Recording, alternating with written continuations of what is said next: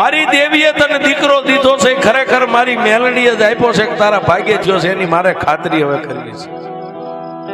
અને પહેલાના જમાનામાં સાહેબ બળદગાડા હતા ને, બળદગાડાની નીચે પાણીની બતકો આપણા ગઈઠિયા રાખતા હતા. પાણીની બતક, પાણી વગડાની માલિપા પીવા માટે એને બતક કહેવામાં આવે.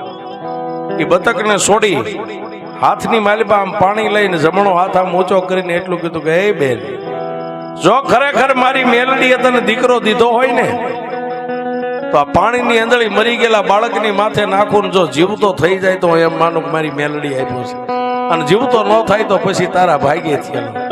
પણ સાહેબ આમ પાણી હાથમાં લીધું ને કે બે ખેતરવા એના ગરીબ ઝૂંપડામાં ઓલા કંડિયામાં ફળવું હતું ને, અને ફળાનું ઢાંકણું ઉઘડી ગયું અને 3 ઇંચનું લાકડાનું ફળું મારી મેલડી આકાશમાં.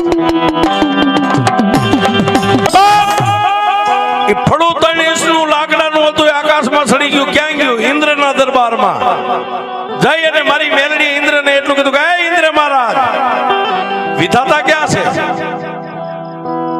વિધાતા ઓ સામે બેઠા. જઈ અને વિધાતાનો જે મરણ અને જીવનનો જે ટીપણું આવે ચોપડો લઈને મારી મેલડી મંડી ગઈ આમ પાના ખોલવા. વિધાતા, હા, મૃત્યુ લોકની માલિપા નજર કરો.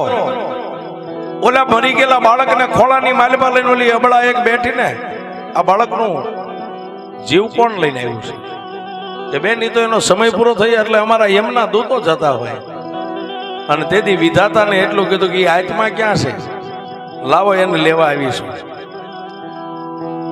પણ વિધાતા કે બેન, જે માણસ મરી જાય એ મરી જાય, એનો એ અમારાની દેવસભાની માલિપાથી એનો આત્મા પાછો દેવામાં ન આવે.